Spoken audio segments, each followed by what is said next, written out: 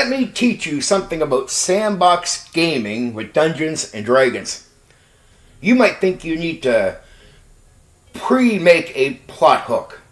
Have a plot that's underlying, that's going to take the characters from the start to the middle up until the very end. No matter what random stuff they do in the sandbox, there'll be some underlying plot. Well, I don't create a plot that's underlying anywhere.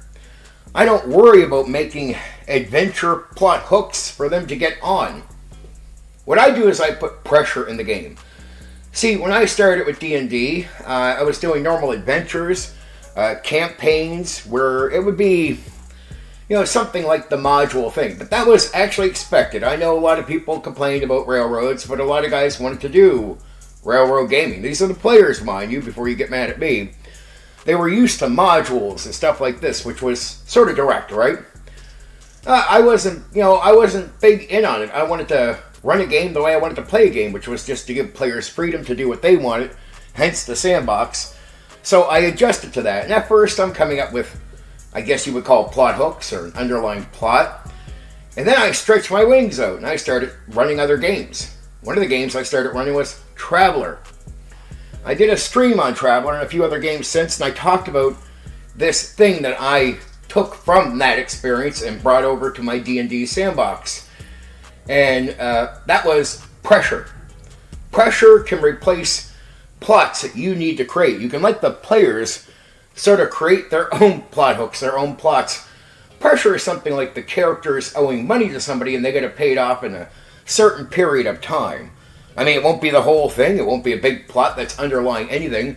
But it's a starting point of pressure to get them to move. Maybe something's coming in on the town. It doesn't have to be some overwhelming plot story thing.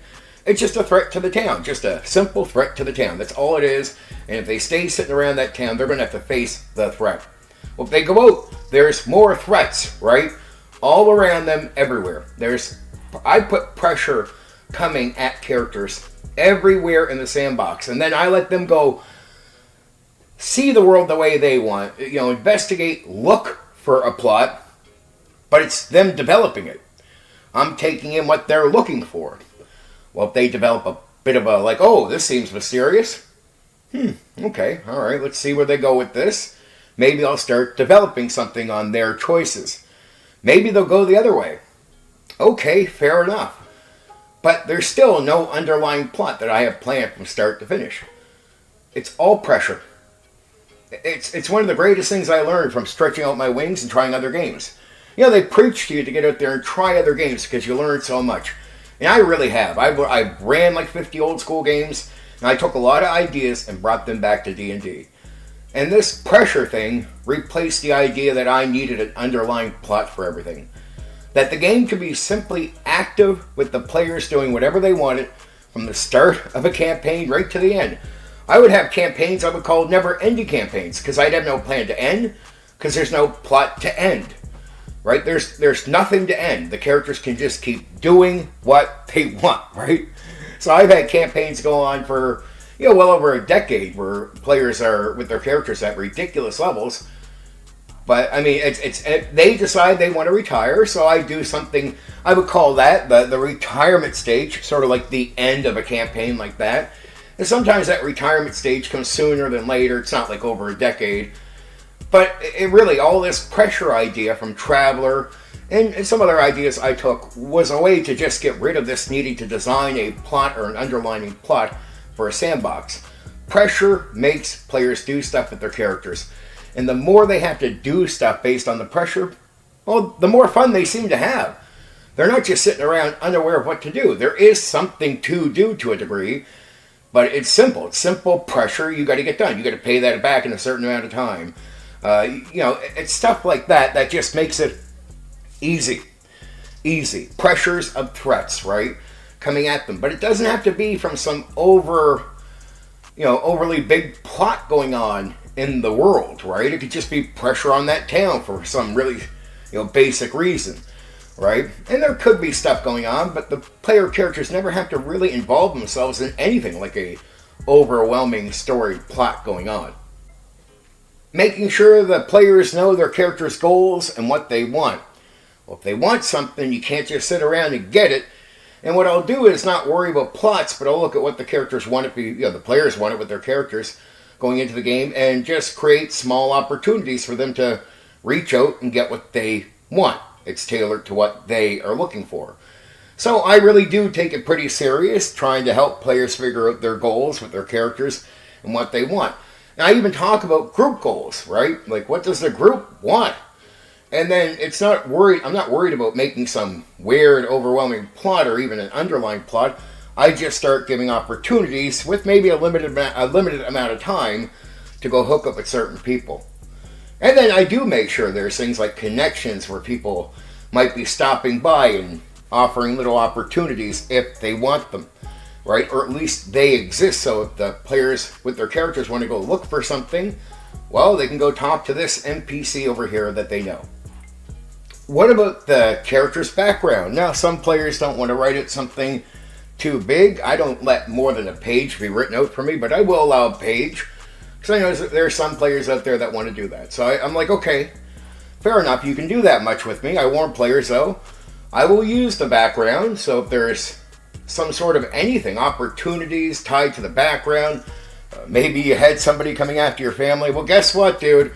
I'll use it. I'll use that as pressure to put onto your character. So watch what you put into your background, but I will use it. And it's all part of that social contract up front. But I never have to worry about creating a plot. Things develop from all this pressure. Like, the plot will just create, if there is a plot, it creates itself. You can start seeing it easily. Oh, I can do that with that. And you start developing from what they're doing through the pressure. Yeah, it's not even an underlying plot, to be real.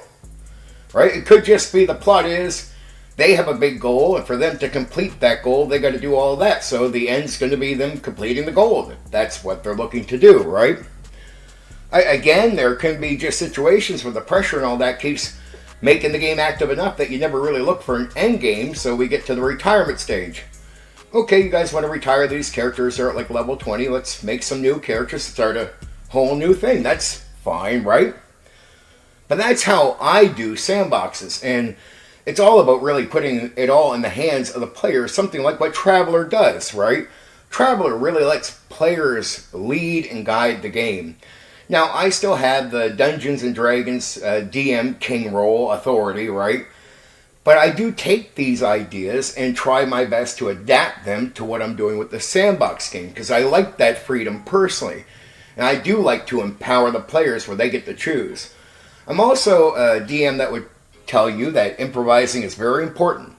It's all about not getting too general, right? Some people can be very indecisive when they're choosing what to do. I just get used to understanding I have to choose fast. So when something comes up, I got to go, okay, instead of trying to come up with a general answer, or even worried about using charts, to be honest, I use my mind. It's way easier. I just start limiting. I start, okay, well, I'll only use something like this here. I'll say that to myself. Why am I saying that really quickly to myself in an area that they're coming in? It's to just get rid of stuff. Then I cut it down to this. Okay, something like this. I'll go with something not so big. Bunch of stuff all tossed off, right? And then I got to be decisive as a DM. Pick the thing, pull it down, go. Could be combat, could be non-combat, could be a situation. And then I tried my best to think during this time, am I being repetitive? Put myself in check, make sure that's not happening. If I'm doing the same thing over and over again, or at least even twice, okay, third time's not going to happen that way. And I'll focus on making sure, I'll make notes to myself, whatever mentally puts me in check, so I'm not being repetitive in my choice, just always coming down to the same type of thing, because that can happen. But once you get comfortable improvising, and you can fall on your face a bit, it takes some time to really get comfortable with that, then you can get rid of a thing like the Quantum Ogre. I don't like the Quantum Ogre, I like the game to be real. There's no invisible walls. If the thing you're going for is turn right, but there might be an encounter there that I put, and you turn left, and I never put anything for left. I have no worries. There won't be the Quantum Ogre encounter. Quantum Ogre means no matter which way you turn, you're just going to run into the encounter anyway, right? It's an illusion of choice. Mine's not an illusion because I can improvise. Okay, it won't be that encounter. It's going to be whatever I improvise when you turn left instead of turning right. And I do that because that's the type of game I want to play. I don't want to be fooled by a game master, and I don't want to fool my players. But they know it's all risky. Doesn't matter, but they know I can improvise. Right? So they know they can walk out of any line they want. And even the adventure, maybe they choose to go on some form of direct from here A to B type of situation.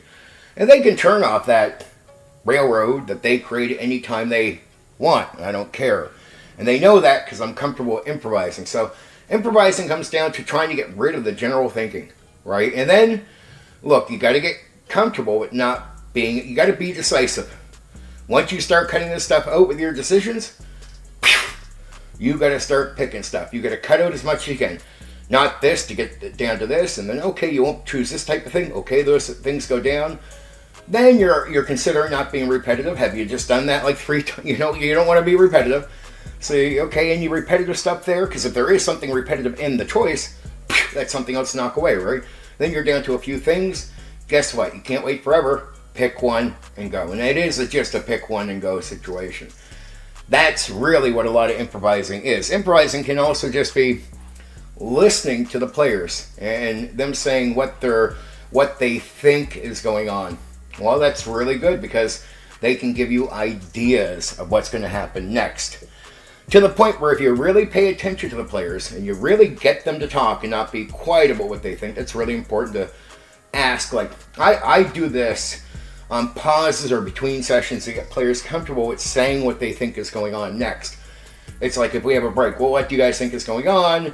Ask some questions on purpose to get the words out.